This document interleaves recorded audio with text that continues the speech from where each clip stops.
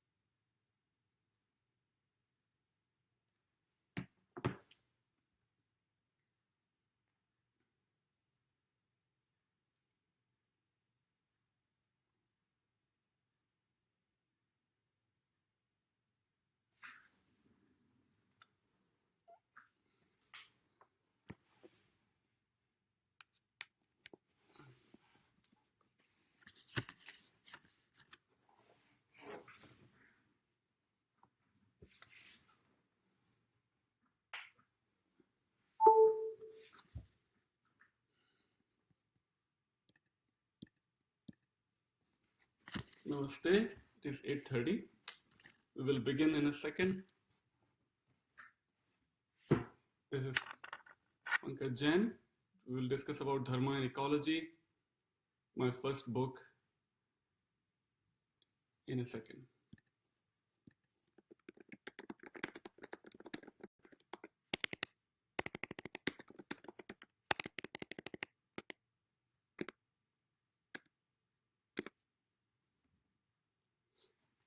Mm.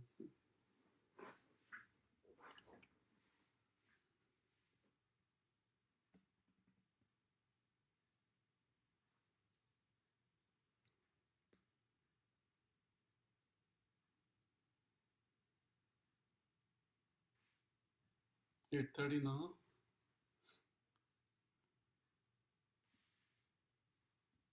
Let's wait for a few more minutes and then we'll start.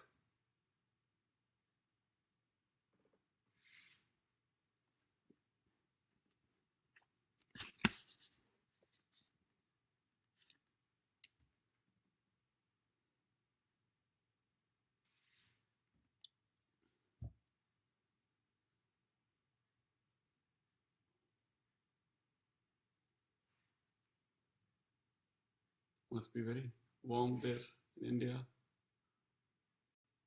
July just started. Pretty warm here in Texas as well now.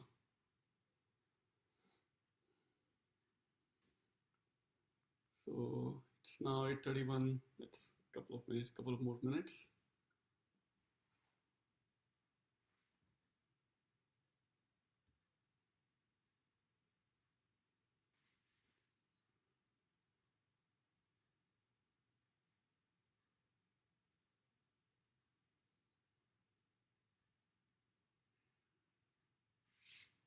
Okay, Dimpleji is telling me it's raining there back in Delhi, I think. Are you in Delhi, Dimpleji?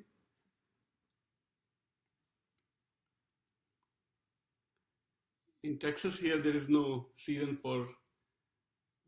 season for rain really. So it's pretty warm and then it starts raining. And so it's really back and forth here in Texas. Yesterday we celebrated here Independence Day in Texas. So Indian independence is August 15th. In America, it's July 4th, but because of the weekend, there were fireworks and all kinds of festivities last night here in Dallas area where I live. And so now Sunday morning, July 2nd, and doing this Facebook Live for the first time. So we'll discuss two of my books that have been out in last 7 years now, 6 years, and the first edition of the first book was released back in 2011 by Ashgate. It's a publisher in England called Ashgate, and eventually that Ashgate was bought over by Routledge, and Routledge recently released a new edition in India with Manohar Books, and that has come out, I think, just within last couple of months. So this Facebook Live is in line with the new edition of the first book in India. The title of the book is Dharma and Ecology, Dharma and Ecology of Hindu Communities, Sustenance and Sustainability. The book is based on my research during my PhD at the University of Iowa. And the topic of the book, as the name tells, is Dharma and Ecology, or in Hindi, Dharma और पर्यावरण, Hindu community, Hindu समुदायों का धर्म और पर्यावरण. So in that research, I focused on 3 communities in India. One in Rajasthan called the Bishnoi community, which is spread across Rajasthan on the border of India-Pakistan, in the desert area called Thar Desert, the Great Desert of India, Thar. It's called as the Great Desert of India, Thar. The second community that I focused in the book is the Swadhyay Parivar, that is spread in Gujarat, Maharashtra, a little bit Madhya Pradesh, and many other parts of India, including Haryana, even Rajasthan a little bit. And then the third community that I focused was the Bhils, also spread across Rajasthan, Gujarat, Madhya Pradesh, and so these are the 3 communities that were not really covered deeply in any of the other earlier scholarly literature. So to make my claims or to discuss anything about Dharma and ecology, when we say anything with on the ground evidences, then it carries weight. It carries some meaning. Otherwise, to say that Hinduism is very eco-friendly religion or eco-friendly tradition, and we just quote some shloka, some verses from Veda, Upanishad, Bhagavad Gita, or Puran, and on the ground what we see in India is that Ganga is polluted, Himalaya forests across India are being destroyed, or air quality in Mumbai and Delhi is just unbreathable, literally. So it doesn't really match to say Hinduism is very eco-friendly, and on the ground reality is so difficult, environmentally speaking. It doesn't really match. So how do we present an alternative picture, or a picture that is not really literally polluted by the modern industrial phenomena across India, but where industries have not yet so deeply reached, and modernity, so-called, has not yet deeply reached, and people are still living their traditional lives that they were living for hundreds or thousands of years in villages. That's where I found these powerful examples where the people are still consider saving the trees, saving animals, birds, saving wildlife, flora and fauna, as part of, not to fight climate change, but to part of their life. To save a tree, to save a bird, to save an animal is not because they're interested in saving the biodiversity, or they are trying to fight the climate change. No, none of that. They have not even heard these names: climate change, global warming, biodiversity loss, or whatever. They do it just because it's part of their tradition, it's part of their religious teachings by their guru, or it's part of their life. It's their way of life, literally. It's just who they are, how they live their life, and that's doing these things for the so-called for the environment is not for the environment, but for the dharma, for their life. That was the whole argument that I wanted to make, that unlike Western traditions or Western life, where there are clear segments of religion that you do either on Saturday or Sunday or maybe Friday in some religions, and then you come out of your religious place of worship, and then you lead your normal so-called secular life.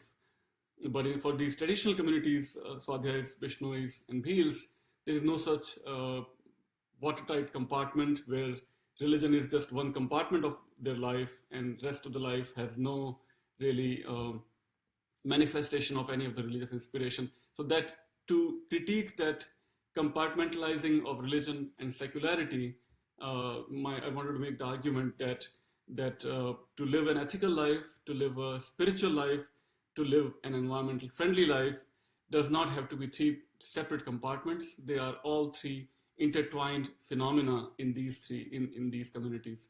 So this one word of dharma means ethics, as we all know in our Indian languages. But to make this argument in English, I had to use the Indian term dharma, not religion, because religion then makes this division of religion and secularity, religion and non-religion. Instead of that dichotomy, the word that I use and that we use every day in daily life is dharma. And dharma already has the meanings of ethics and morality. Dharma already has the meaning of sustenance and sustainability. And dharma already has the meaning of course, the spirituality and spiritual life. Now, dharma and spirituality is pretty obvious to all of us. We know that dharma is what we do in temples or what we do in pilgrimage, or dharma as we do in fasting. That's all part of dharma. We also know that dharma does include morality and ethics. So satya and truth and asteya or non-stealing and so many other things that are usually called as morality or ethics are part of dharma. That also makes sense to us, I think. But dharma as sustainability or dharma as sustenance, that may not be that obvious. So just to summarize what I said so far, dharma has three meanings and all three are intertwined. Dharma is religion, dharma is ethics, and dharma is sustainability. Spiritual life, ethical life, and environmental friendly life. All three can be based on this one word, dharma. So dharma as spirituality already makes sense. Dharma as ethics does make sense. But dharma as sustainability or sustenance may not be that obvious. So how does that work? How did I conclude that? So to explain that, we just need to go to the root of the word dharma. Dharma comes from the root, as I think many of us also know, from the root dhri. Dhri means to sustain. Dharma comes from the Sanskrit root dhri, which means to sustain. Now, sustain obviously makes connection with sustainability and sustenance. So, dharma, what is it trying to sustain? When we say dharma comes from the root dhri, what exactly is trying to sustain? Dharma sustains all the phenomena in the cosmic world. All the planets and sun and stars and everything is sustained by their dharma. Dharma of the sun, dharma of the earth, dharma of the fire, dharma of the water, dharma of the trees. So every entity in the cosmos, in the universe, is sustained by dharma, right? So that's the sustainability of the planets and the cosmic entities. But dharma also means that which sustains life on our planet where we live. So human affairs are also sustained by dharma of the human beings. Manushya dharma, Surya dharma, Agni dharma, Vriksha dharma, and so on. So that's how dharma contains the roots of the word sustainability and sustenance. So this connection, for the first time, you find this connection in my book, Dharma and Ecology. That's why the title is Dharma and Ecology. So it can be read as Dharma and Ecology of the Hindu communities. So both are intertwined. Or we can say Dharma and Ecology of Hindu communities. So I'm describing all these things in a very intertwined way in the book. And I start with the critique of the existing literature that says some of the articles and books that I critique, they say that because of the modern problems in Ganga and Himalaya and forests and the air quality in Mumbai and Delhi, for example, dharma is actually anti-environment. There were some books written in the late 90s, some articles and books which said those kind of things. So in my early chapter in my book, I critique that literature and I say that, so argument that they make is that because especially Advaita Vedanta says that Brahma Satyam and Jagat Mithya, right, in Advaita Vedanta. So from that they extended and made the argument that because Advait Vedant says that only Brahm is Satyam and Jagat is Mithya, so Hinduism doesn't even care if the world is going to hell, if the air quality is becoming polluted, and so on. If water is becoming more polluted, Hindus have no concern with that because this is all illusion and false anyway. So Hinduism can never be environmental friendly. That was one kind of an argument made by other scholars. So in initial few chapters, I critique the existing literature. Then I go on to my own research, and then I make my claims based on the observation that I saw on the ground. I went to these villages in Rajasthan and Gujarat, where Bishnois live, where Bhils live, where Swadhyayis live, and based on those on the ground, what are called as objective and objective observations. Based on those observations, I made my conclusions.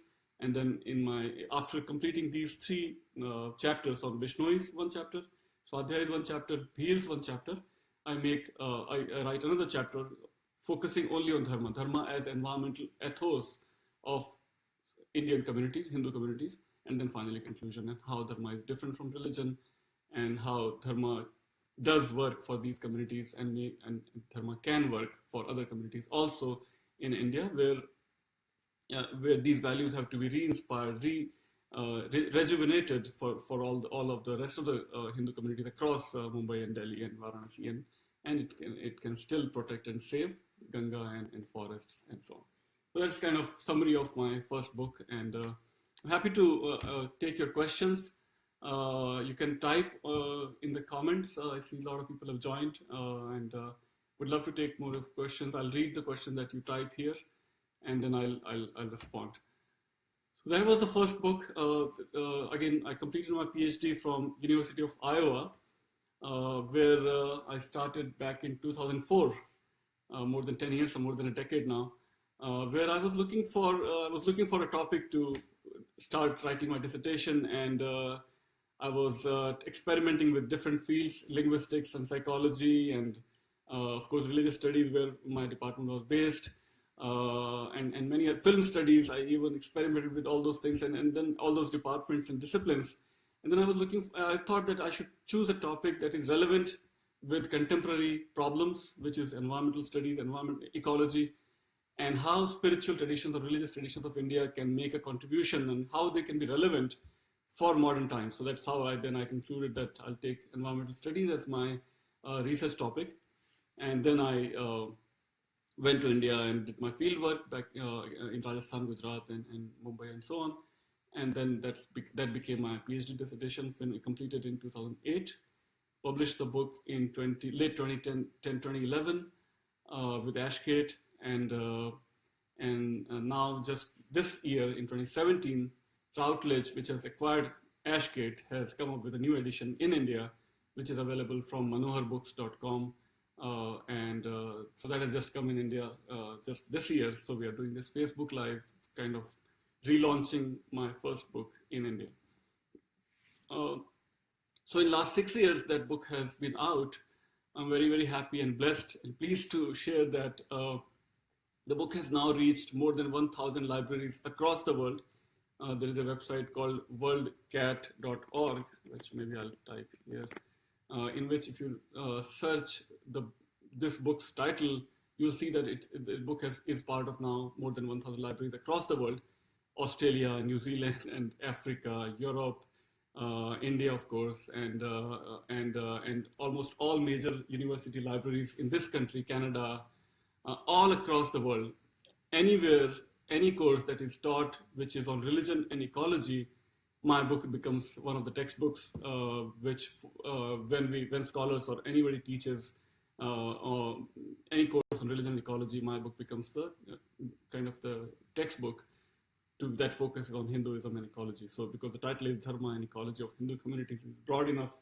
So that's how one small contribution from Dharma, from Hindu side, to portray that Hinduism is not just about worshipping the cows, it is about worshipping the cows and worshipping even the snakes in one of the Rajasthan temples. For example, Hinduism does celebrate the spirituality inherent in Himalaya and forests and all the rivers and whatnot.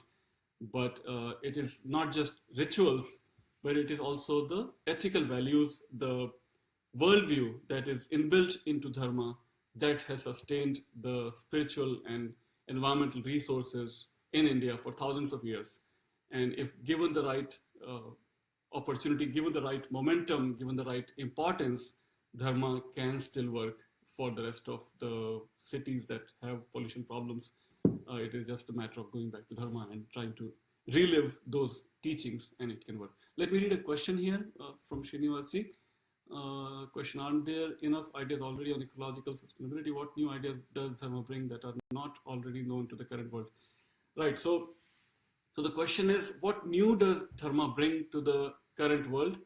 Let me see here. There is a disconnect between the two in the consciousness of majority Hindus, especially from urban background. For example, they worship and bathe in Ganga, yet polluted without realizing reverence and protection are two aspects of same coin. What is, in your opinion, has caused this disconnect?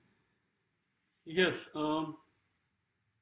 Yeah, I think when the limited interpretation of Dharma is taken, which basically takes Dharma only as a ritual and forgetting or ignoring the three intertwined meanings of Dharma, that's where the problems are happening. For example, if we just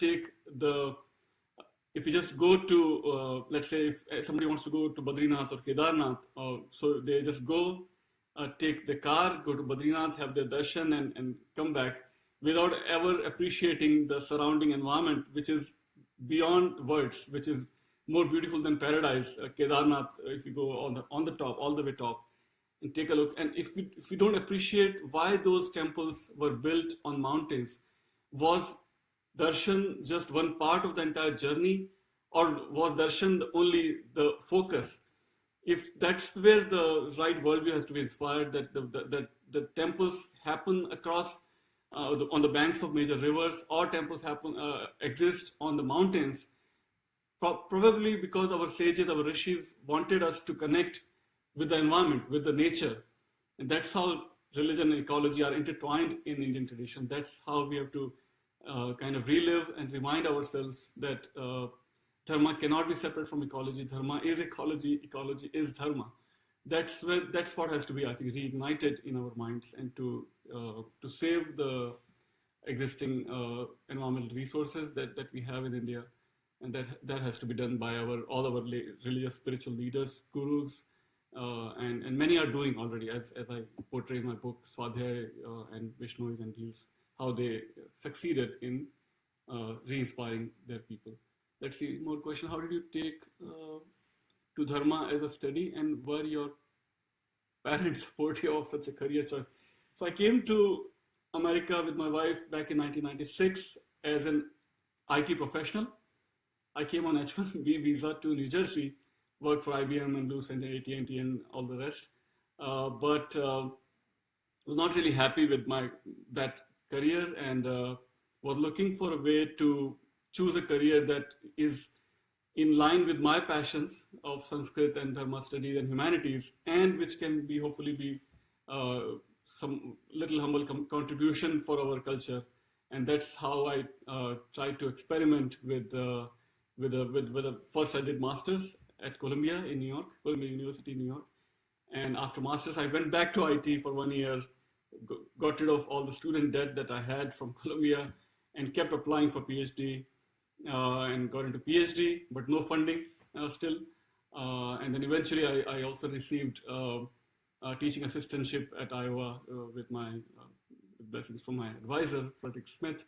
And then and eventually, as I kept taking step by step, and finally got the tenure track position, gainful employment, as they say, and it worked out. And yes, parents were apprehensive, and that's one issue also. I think most of us, I think, like somebody else doing all these things, but our kids should choose money-making careers, lucrative careers. We have to really inspire our kids to choose humanities as their career. That's the only way we can reignite these passions, spiritual passions and academic passions in our own kids.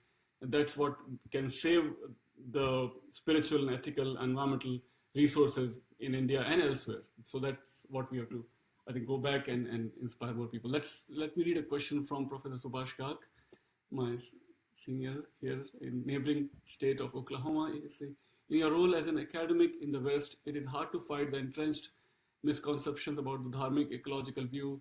And what about the challenge in India, where there is great urge to copy the West in its attempts to dominate nature? Yes, I share that concern, Professor Kak, Professor Subhash Kak, and yes, it's very sad to see that, especially in, I think, in the leadership of in the urban setting in India, there seems to be a great push towards mimicking the West. So let's, instead of very proudly and very confidently making an Indian statement that India will remain India, India will never become a poor copy of America or China, we seem to be in many circles in India are taking all the wrong examples from China and or America or other European nations, which is a tragedy. Unless we take up the pride and confidence, and not just false pride and false confidence, but the examples, the powerful examples of survival and how people have flourished despite all kinds of problems, how people have flourished and taken the ancient teachings into modern context, which I share in my first book, Swadhyayas and Vishnois and Bheels, how they have taken those traditions and put into the modern context. How Swadhyayas, for example, so Swadhyay founder and the teacher, leader, Guru Pandurang Shastri Athavlaji Dadaji, he just didn't speak, he just didn't give pravachans on Vedas and Upanishads and Gita, but inspired his followers, his practitioners, Swadhyaya practitioners, to build new tree temples. So there is a concept in our tradition called sacred grove. Sacred grove. Sacred groves are parts of the forest, as I'm sure many of you already know. Sacred groves have been existing across the world, and many thousands and thousands in India. The parts of the forest were reserved because those parts of the forest were spiritual temples. Those were the temples. So we had these ancient examples where people would never cut a single tree, single branch from the trees from the sacred groves. But what Swadhyayas did is construct new sacred groves, which I think is a unique example in modern Indian contemporary society.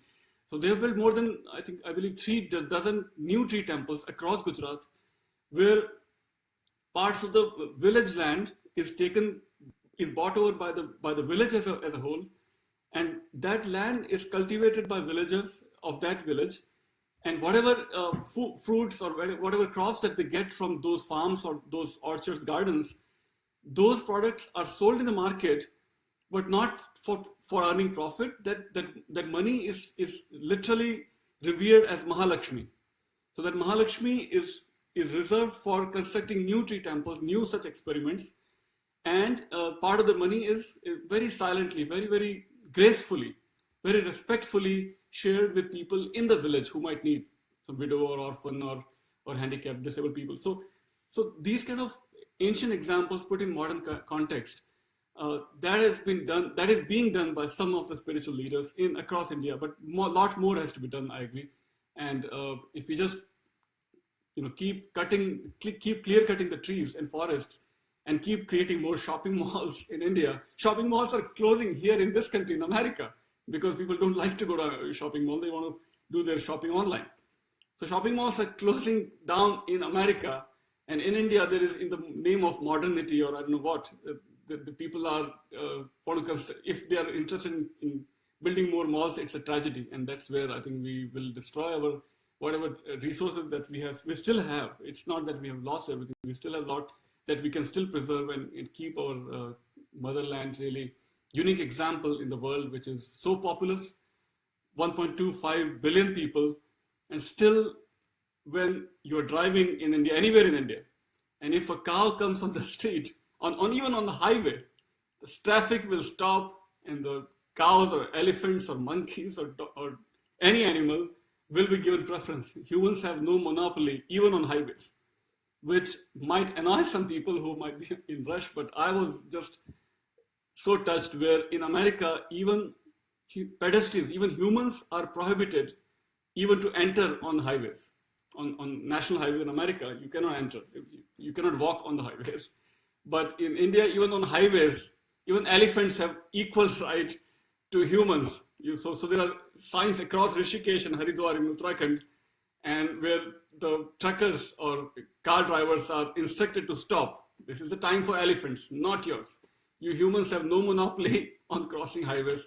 You need to wait for elephants. You need to wait for cows. You need to wait for monkeys. You need to wait for whatnot. So biodiversity you see not just in the forest, but you see on the highways. That is that unique tradition of India, where its IT professionals are ruling Googles and Microsofts, but yet it respects and loves and reveres its elephants, not just as Ganesha, but its elephants that are crossing the highways and where they need to stop.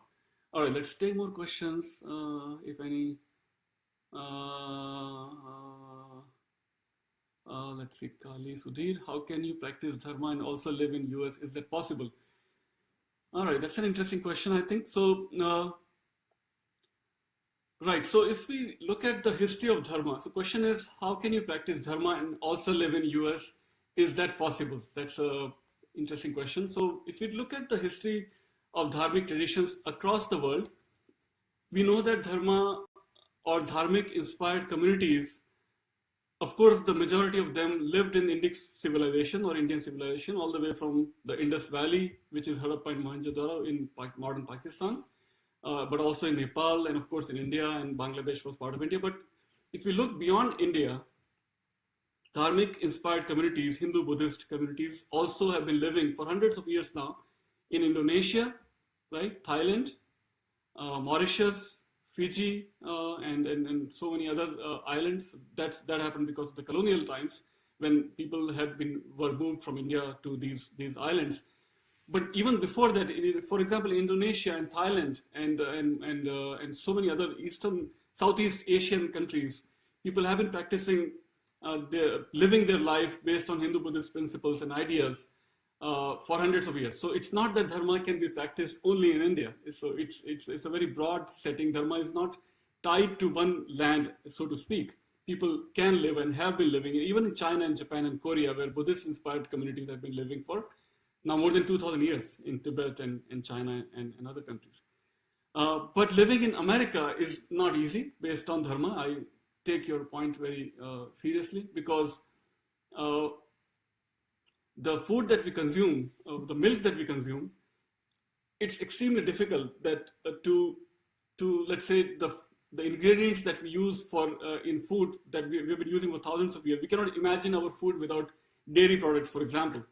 But dairy products in America comes at a great cost, great violence, unimaginable violence. I'm sure everybody knows this. I'm just reminding and repeating.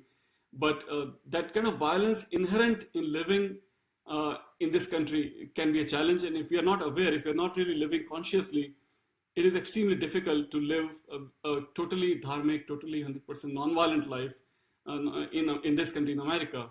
There can be contradiction, and one has to live with more awareness, more alertness, more consciousness to be able to practice Dharma to the spirit and letter of the word Dharma, with all the non-violence and other tradition that we took for granted for thousands of years back in India, because Ayurveda and food were always intertwined. We didn't have to look consciously. Haldi and turmeric and so many other spices were part of our daily food.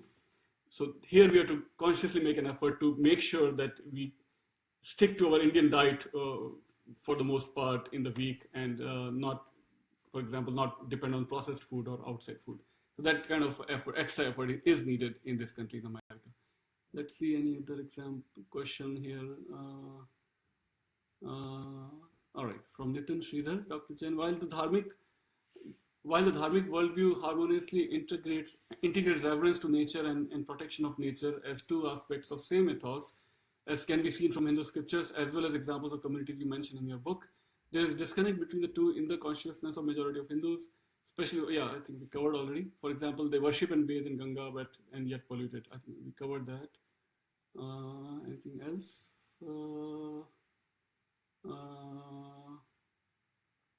Okay, we are focusing on really on Hinduism, not so much on Jainism. So I'll skip that question on Jainism. Okay, so just to people who might have joined late, I'll just summarizing the story of my first book, which came out of my PhD dissertation, which focuses on Swadhyayis and Vishnois and Bhils in western part of India, and how they have been successfully not just protecting and preserving the existing resources, but also even constructing new uh, tree temples that I mentioned, the new sacred farms that they have constructed, new water resources that they have constructed in Gujarat and Maharashtra, and so on. So that's part of my first book that just came out recently in India. The book has already reached more than 1,000 libraries across the world, from Australia to to African countries to American universities. The book has become a prerequisite for anybody who does a course on religion and ecology. My book becomes a textbook. So that's from the Indic contribution to the study of religion and ecology. Another question let's see here from Pramod Buravalli. With the US pulling out of the climate pact, do you see any opportunity for India to take leadership role? Of course, India has always the opportunity to become the global leader. I think I like that word, Suryaputras. We are the Suryaputras, Suryavanshis. We have been worshipping, revering Surya as part of our yoga. As we know, Surya Namaskar. So taking inspiration, energy from Surya for the challenges facing the energy crisis. That way we can take inspiration. As I was sharing that example of respecting animals in our daily life, that kind of a powerful message. Because animal farming, I think we didn't touch that aspect. So let me speak a little bit on that. Now, so worshipping animals or protecting, loving animals, revering animals was part of our tradition for thousands of years, right? So we know that we worship an elephant in Ganesha form, right? We have almost all our gods and goddesses, Devi and Devtas, have their animals and birds as their vehicles, right? We cannot imagine Durga without tiger and so on, right? And Vishnu without Garud. So all our gods and goddesses already had animals and birds and some other forms. But not just in symbolic form, but even in real life, if there's a Karni Mata temple in Rajasthan, my home state.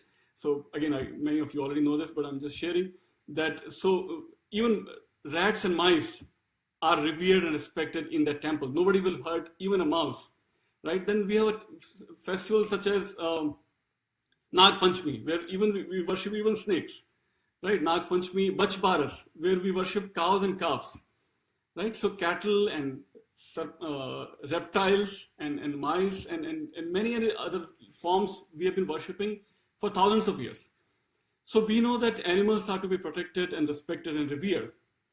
But now modern science, right? United Nations funded studies have concluded that one of the biggest, or perhaps the biggest reason for climate change is not the energy choices, it's not the water wastage, but the animal farming.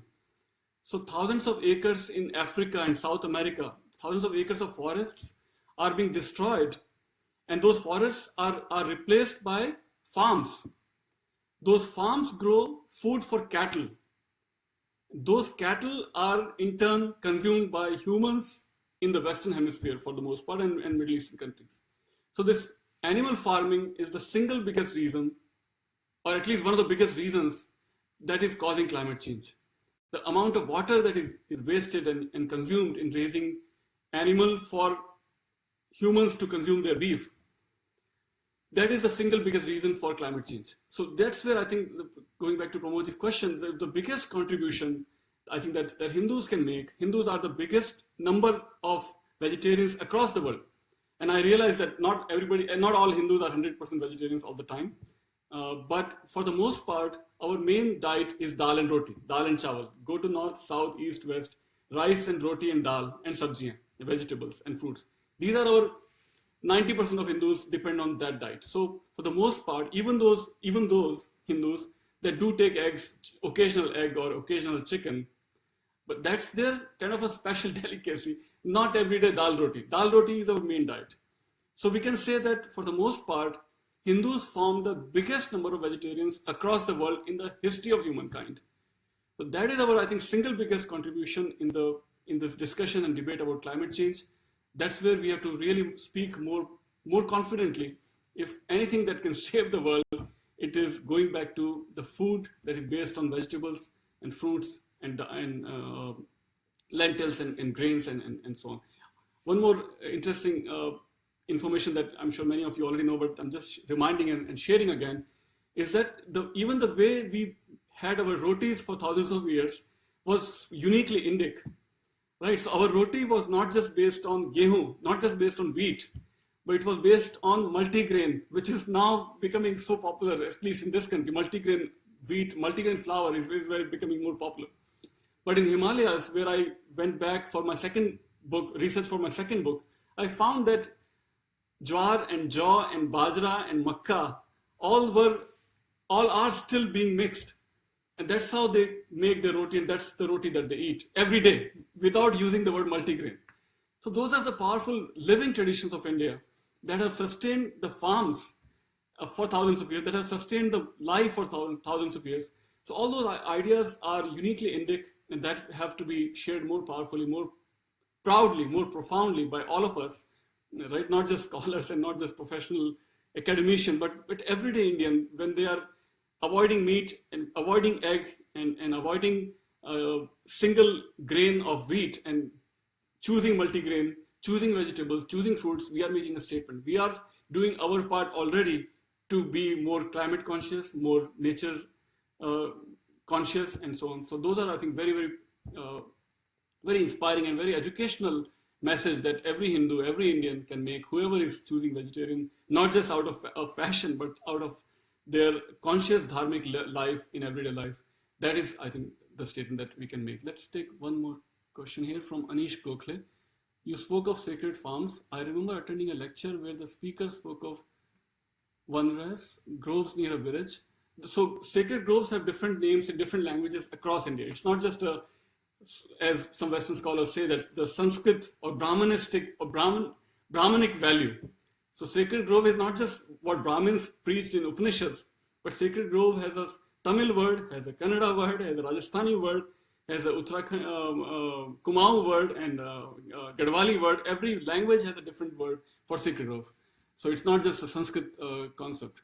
So the question is, these were regarded as sacred, had many practical uses, prevented erosion, provided firewood, etc. Many disappearing. So what can be done to arrest these vanras from disappearing? Yes, I think vanras probably is a word in Marathi. I'm just assuming, guessing. So yes, so again, so to save any of our sacred resources, which are also environmental resources, forests and sacred groves and rivers, and just Mother Earth in general, I think we have to again just keep saying that Dharma is not separate from ecology. Dharma is ecology. Dharma is sustainability, as I was trying to explain in the early part of Facebook Live today. Dharma comes from the sacred Sanskrit root dhri, which means to sustain. To sustain dharma is to sustain or to practice sustainability. So dharma is what sustains the environment. Dharma is sustainability. As much as we can repeat this mantra, we will sustain and protect our sacred groves, our rivers, our animals, our food, and our life in general. And more we speak and save our own resources, we will make a global statement across the world, and that's where I think we can contribute. Yes, so Anish Gokhale confirmed, Vanrai is the word for sacred grove in Marathi. So these are some of the ideas of all that that I wanted to share from the first book. Let me speak a little bit on my second book. So for the second book, I got the Fulbright Fellowship from the State Department in America, but that is also co-funded by the Indian government. So it's called as Fulbright Nehru Fellowship, co-funded by the government of India and government of United States. Incidentally, Fulbright is a fellowship program that gives funding for researchers from India to come to United States and other countries to do their research, and vice versa. So I got this fellowship as a US citizen to go to India and do research in Himalayas. So I chose Himalayas for my second book, which I absolutely loved. That gave me a chance to do my little Char Dham Yatra, Badrinath, Kedarnath, Gangotri, and just lifetime memories. And if anybody has still not gone, especially those who are in India, to Badrinath and Kedarnath and Gangotri and Yamunotri, you must leave everything aside and just do your first sacred duty towards your motherland, towards your dharma, do your Char Dham Yatra first. Go to Varanasi, go to Allahabad, go to Uttarakhand, and go to Himalayas. Not just for rituals, as we just shared, but go and see how that small movement back in 1970s, started by women of Uttarakhand, that became Chipko movement, that saved, that single effort by women of Uttarakhand must have saved millions and millions of Devdar trees, chi trees, pine trees across Himalayas. And even today, if you see any greenery on Himalayas, it is thanks to the women of Uttarakhand, of Chipko Andolan. The word Chipko basically, incidentally, Chipko means to hug the trees, right, to embrace the trees. But that apparently some scholars have made that connection, that even Chipko word comes from that example of hugging the trees, that comes from the first ever hugging the tree that happened by the Bishnois of Rajasthan in 1730. There was an incident where the emperor of Jodhpur needed some firewood, and he sends his soldiers to the village of Bishnois, because he knew, or probably soldiers knew, that if they can get any firewood, it would be the Bishnoi villages. Otherwise, in desert, you cannot get any firewood, right, because of the desert. But when they go to the Bishnoi village, the women of Bishnois, Amrita Devi, the name that comes in the Bishnoi poetry and Bishnoi literature, Amrita Devi literally hugs her tree, Khejri tree, Rajasthan, and she saves that tree, but she is killed. And with her, more than 300 people are killed by the soldiers of Jodhpur emperor. And so that was the first incidence where somebody literally hugged their tree. That inspiration of hugging the tree became the inspiration in the Chipko Andolan in Uttarakhand. So how you see Uttarakhand and Rajasthan are connected. So Chipko movement was in 1970s that has saved and continues to save thousands and thousands of trees across Himalayas. But my research was not on Chipko. Chipko, a lot of people had already done research. But the legacy of Chipko. In the legacy of Chipko, there is another movement called HESCO. Now, HESCO is not an Hindi word. HESCO comes from an acronym in English called Himalayan Environmental Studies and Conservation Organization. What HESCO is doing is so interesting. They are a group of scientists. They are not ritualists, or they're not religious gurus or leaders, but they're all scientists. They're botanists, they're forest scientists, and so on, geologists. So these scientists have come together, left their scientific labs, and they go across the villages in Uttarakhand and other parts of Himalayas, and they apply their scientific knowledge with the indigenous scientific knowledge that already existed in Himalayas. So long before Benjamin Franklin discovered electricity in America, women in Uttarakhand, women in Himalayas, were already using the electric power that was generated by their own wooden turbines that were connected on the waterfalls of Himalayas. So as water is falling in these rivers and waterfalls in Himalayas, it's just so emotional. It makes me still emotional how these women did. So those turbines running from water of Himalayan rivers would produce enough energy that will give them flour from the grain that they're growing in their own forest, in their own farms. So the wheat they will collect, and amaranth and jowar and joy and so on, that they will collect from their own farms, multi-grain farms, as we spoke, right? And that wheat will be taken to these, what they call as gharat. Gharat is a word. So these wooden turbines connected to the water of these rivers and waterfalls would produce this enough energy that they can get the flour from this. So this scientific tradition that existed in Himalayan villages that were sort of dying out because of the colonial practices where so-called in the name of modernity and Western science, these ancient wisdom was being lost and getting destroyed. So HESCO people, they went to these thousands of villages across Himalayas and revived these gharats. Because of their scientific background, they also applied some scientific information into it. So wooden turbines were, I think, replaced, with some steel turbines, for example, and how smaller and better design of these turbines can be made and given to the women of across Himalayas, so that they don't have to depend on the electricity board from UP or Uttarakhand, but they have their own electricity that they can get from free electricity from their water from Himalayas. So that is one example that they're doing across Himalayas. So that has become a focus of my second book. The second book also came out in January 2017. Producing electricity, recharging the Himalayan rivers. So here, BARC, we know Bhabha Atomic Research Center in Mumbai. Scientists of BARC joined hands with scientists of HESCO in Uttarakhand, and they used the isotope technology, nuclear technology, to find the origin of a waterfall. How do you recharge a river? So water that you collect on the plains is coming from somewhere in the top from the Himalayas. So they will match the isotope of water on the plains with the isotope of water at the origin on the mountain top.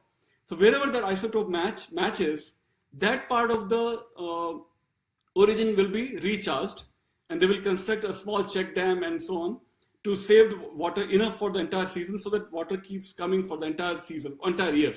So that kind of recharging of rivers is being done by HESCO scientists, HESCO people across Himalayas again, and many other things. So, and then revive traditional farming, for example, to do some experiments, seeds, to save the seeds, experiments with the seeds, and give those seeds that might be endangered. So collect those seeds and distribute across the villages in Uttarakhand and across the Himalayas, and to revive the traditional farming. That is another effort that HESCO scientists are doing. So all those experiments I saw firsthand in hundreds of villages across Uttarakhand. I went to almost every district in Uttarakhand: Kumaon, Almora, Nainital, in Garhwal, Badrinath, Kedarnath, and so on. Oh, other thing that they're doing is, so what was happening was in Badrinath, for example, and Gangotri, the prasad that has been given to the devotees, so anybody who goes for darshan to Badrinath, the prasad will come from cities, thousands of miles far from the villages of Badrinath. So what HESCO did is to revive the village resources. So forests in Himalayas are already producing a lot of fruits, but those fruits were going wasted. What HESCO did is collect those fruits and process those fruits and make jams and pickles and prasads for the temples, so that village economy flourishes.